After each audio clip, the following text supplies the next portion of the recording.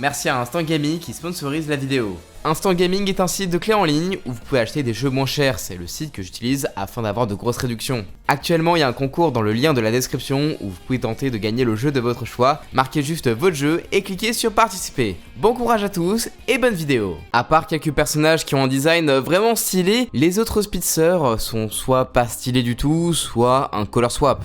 Mais il y a un personnage qui est vraiment particulier, c'est Black Flash. Avec son look de zombie, le fait qu'il soit inarrêtable et qu'il ait un lien particulier avec la mort, il donne vraiment envie d'en savoir plus. Allez, c'est parti!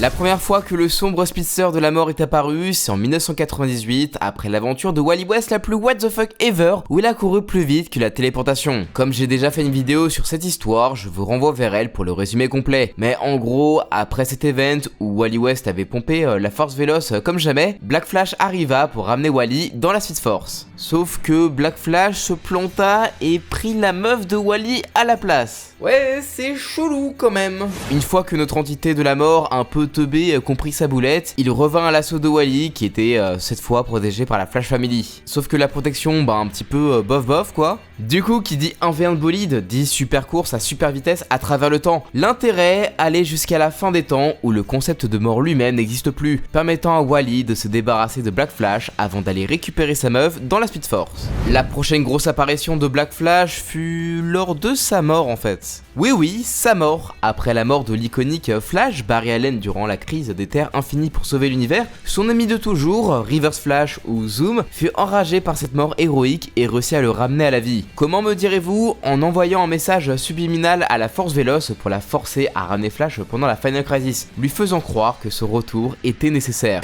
C'est bien connu que quand on a un grand méchant, vraiment très méchant, on est content quand on a personnellement tué son ennemi juré, mais qu'on ne kiffe pas quand il est mort tout seul en héros. Alors Eobard permit le retour de Flash et recréa l'accident qui lui avait donné ses pouvoirs, donnant naissance à la Negative Speed Force, tuant le Black Flash au passage et infectant Barry de cette force véloce négative pour en faire le nouveau Black Flash, tuant Savitar à son simple contact. Et comme si ça ne suffisait pas, il joua avec le temps pour tuer la mère de Flash et Johnny Quick également. Flash, quant à lui, se réfugia dans la force véloce pour éviter de blesser ses amis et tomba sur Zoom en train de tuer Johnny. Eobard l'emmena dans la force véloce négative et tenta de tuer la Flash Family tout en foutant le bordel dans le temps. Mais Wally et Barry l'emmenèrent jusqu'à la barrière du temps pour le vaincre avant de couper sa connexion à la Force Véloce, dissipant sa négative Speed Force permettant à Black Flash de reprendre du service. Après ça, Eobard finit par s'échapper et foutre de nouveau le bordel dans le temps, faisant réagir Barry qui crée alors le Flashpoint, puis le reboot de l'univers d'ici avec les New 52. Depuis, Black Flash n'est apparu que dans 6 comics pour une seule et unique histoire, révélant son rôle d'anticorps de la Force Véloce. Ça se passe du coup lors des comics Flash de DC Rebirth, à ne pas confondre avec les comics Flash Rebirth. Ouais putain, c'est un peu chiant quand même les comics avec les noms en tout cas. Du coup, lors de ses recherches au 25e siècle, Hunter Zolomon, le second Zoom, parce que bon, un seul c'est pas assez, découvrit qu'il existait 3 autres forces fondamentales que la Force Véloce. La Sage Force représentant l'esprit, la Steel Force représentant l'entropie et l'inertie, et la Strength Force représentant la gravité et la force du mouvement. Hunter piégea Barry et Wally pour qu'ils foncent assez vite pour briser la barrière des forces qui les gardait en sommeil, pour s'emparer de ces forces avant d'être vaincus, créant de nouveaux intermédiaires de chacune de ces forces libérées, leur donnant des pouvoirs et évidemment. Le souci, c'est que la libération de ces forces avait un petit peu chamboulé l'équilibre, mettant en danger la Speed Force. Et qui on appelle quand la Force Véloce est en danger? Black Flash bien sûr. Il partit alors à l'assaut de Steadfast, le représentant de la Steel Force. Grâce à l'intervention de Flash et de sa Flash Family, Steadfast survécut à l'emprise de la mort. Black Flash fonça alors sur sa prochaine cible, Psyche, représentant la Sage Force et possédant un intellect augmenté et des pouvoirs psychiques et télépathiques qui n'ont pas suffi à survivre à Black Flash. Ouah, c'est nul en fait. Mais grâce à Hunter Zolomon qui avait réussi à absorber toutes les forces et se préparer à affronter Black Flash dans la Forever Force, Barry le sauva d'une mort certaine. Le premier Flash fit comprendre à Zolomon le danger que représentait Black Flash et la disparition de la barrière des forces, et le méchant usa alors de toutes les forces et de sa propre vie pour rétablir la barrière. La Speed Force était sauvée et Black Flash, enragé d'avoir échoué, finit quand même par se dissiper. RIP. Dans le Arrowverse, Black Flash a une histoire bien différente et n'est pas juste un cadavre sans nom, mais le cadavre de Hunter Zolomon. Police Serial Killer de la Terre 2, celui qui se faisait appeler Zoom, en avait marre de jouer les méchants et décida de voler la vie de Jay Garrick, le Flash de Terre 3. jouant du coup les héros et les vilains pour s'amuser. Mais il était devenu accro à la force véloce et en voulait toujours plus, un petit peu comme une drogue. Du coup, il s'est fait passer pour Jay, histoire de devenir le mentor de Barry. Zoom l'entraîna pour augmenter sa vitesse au maximum et lui voler, quitte à détruire le multivers. Heureusement pour nous, il fut stoppé par Barry et des spectres du temps qui sont venus réclamer son corps, faisant de Zoom Black Flash, l'esclave de la force véloce. Sa mission fut alors de chasser Eo Barton à travers le temps puisqu'il était une anomalie et n'était pas censé exister suite à la mort de son ancêtre. Une fois la mission accomplie, il partit à la poursuite de Savitar, une autre anomalie issue d'un clone temporel de Barry, mais fut stoppé par Killer Frost. Ouais, plus rapide que le temps, mais pas plus rapide que la glace. C'est un petit peu triste en tout cas.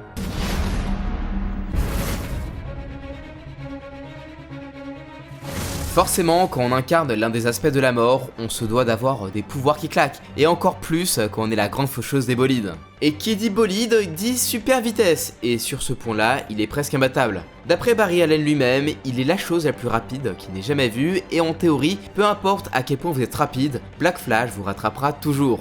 Enfin, sauf si vous prenez assez d'avance pour l'emmener à la fin des temps, histoire d'y échapper. Ouais, la pelote à mort, ça aide pas mal en tout cas.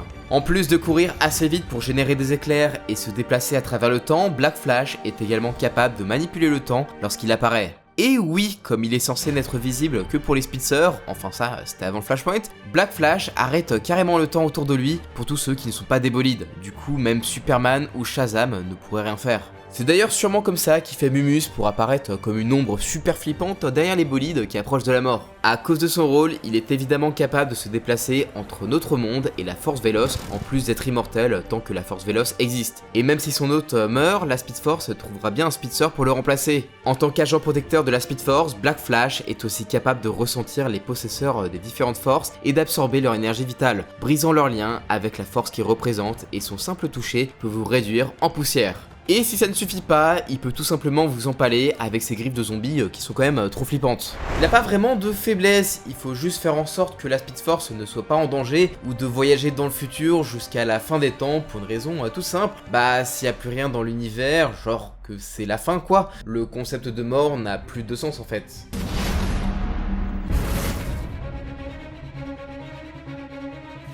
Chez DC Comics, le multivers a la réputation d'être plus structuré que chez Marvel, avec moins de terres parallèles officielles, et donc aussi des entités cosmiques et divines plus organisées. Ouais, enfin, en théorie, hein. On parle toujours de monde fictif, donc on sait tous que chez Marvel ou DC, bah c'est toujours le bordel. Et dans tout ce joyeux bazar cosmico-multiversel, on retrouve non pas une, mais 5 représentations de la mort, dont l'une d'elles est évidemment Black Flash. Et comme je vais éviter que vous confondiez Black Flash avec ses autres morts à l'avenir, bah laissez-moi vous présenter ses collègues et surtout la patronne, la mort. Représentation physique de cette force cosmique qu'est la mortalité, elle vit le jour peu de temps après l'apparition de la première forme de vie dans le multivers et a pour rôle de représenter la mort comme libération par compassion et miséricorde, et du coup de faire passer l'âme des morts d'un monde à l'autre. Elle fait également partie des Éternels ou Endless en VO, une famille de 7 frères et sœurs quasi omnipotents et tout-puissants dans leur royaume, représentant des concepts comme les rêves, la destinée, le désespoir, le désir, le délire et la destruction. Elle a été à la base créée dans les comics Sandman notamment. Le multivers d'ici étant plutôt complexe en tout cas, la mort se divise en plusieurs représentations, sûrement pour faciliter son taf. On retrouve par exemple Azraeus et Black Racer qui représentent respectivement la mort pour les apocalyptiens comme Darkseid et la mort pour les New Gods comme le Haut-Père. Azraeus étant l'un des 4 cavaliers d'Apocalypse qui s'est réincarné sur Terre pour représenter la mort d'un point de vue purement apocalyptien. Quant à Black Racer et ses skis, il a pour rôle de recueillir les New Gods au moment de leur mort et représente la mort comme une fatalité et la course à la mort que toute vie finit par perdre. Si vous n'avez jamais entendu parler du premier, ben c'est normal en fait, depuis le Flashpoint et les New 52, Azraeus a totalement été remplacé par le Black Racer. Ah, et c'est pas plus mal, vu son nom bien galère à prononcer, on dirait un peu Atreus façon God of War, enfin je pense que vous voyez bien quoi. Résultat, en New 52, il ne reste que le Black Racer qui a d'ailleurs un petit peu changé. C'est désormais un aspect de la mort, celle des Unless que Darkseid a réussi à capturer, faisant du Black Racer son arme de choix pour des gros fights, comme face à l'Anti-Monitor lui-même. Enfin ça, c'était avant de fusionner avec Black Flash et tuer son ancien maître sur les ordres de l'Anti-Monitor, faisant de Barry un dieu de la mort à ne pas confondre avec Black Flash. Autre aspect de la mort d'un point de vue plus émotionnel, on a Nekron, le seigneur des non-vivants et leader des Black Lanterns. Il est l'incarnation physique de la mort en tant que certitude cosmique et sert d'incarnation émotionnelle de la mort. Piégé sur la terre des non-vivants, il se sert de sa capacité à invoquer les morts pour le servir et lutter contre les autres lanternes.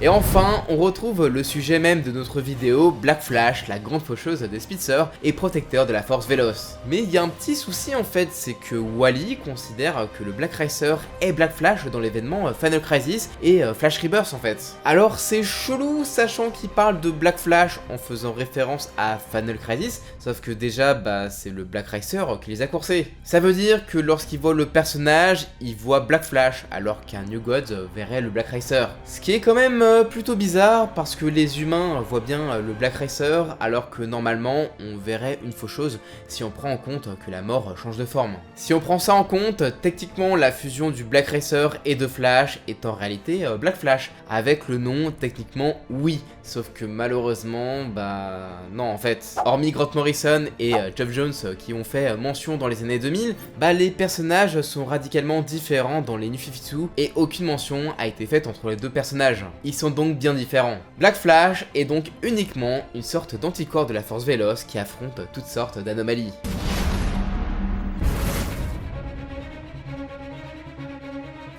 Bien que le personnage soit vraiment très populaire, les vidéos sur lui font quand même beaucoup de vues, et en vrai, cette version de la mort pour les Spitzers a eu quand même assez peu d'apparitions dans les comics. DC aurait pu en abuser et le faire ressortir à toutes les sauces façon Batman Wallace. En tout cas, peut-être qu'il est trop technique et trop embêtant en termes de scénario parce que en vrai, il n'a pas vraiment de personnalité et en tout cas, il n'y a pas vraiment d'enjeu quoi. Il a marqué les esprits, en fait, surtout grâce à son adaptation live action par la CW. A voir s'il aura un rôle à jouer dans le prochain film The Flash, même si en vrai, ça m'étonnerait. J'espère que cette petite présentation d'un personnage cosmique DC Comics vous aura plu. D'ailleurs, n'hésitez pas à me dire dans les commentaires quel autre personnage du même genre vous aimeriez voir sur la chaîne. Peut-être Reverse Flash, je sais pas. En tout cas, sur ce, je vous dis à la prochaine. Ciao!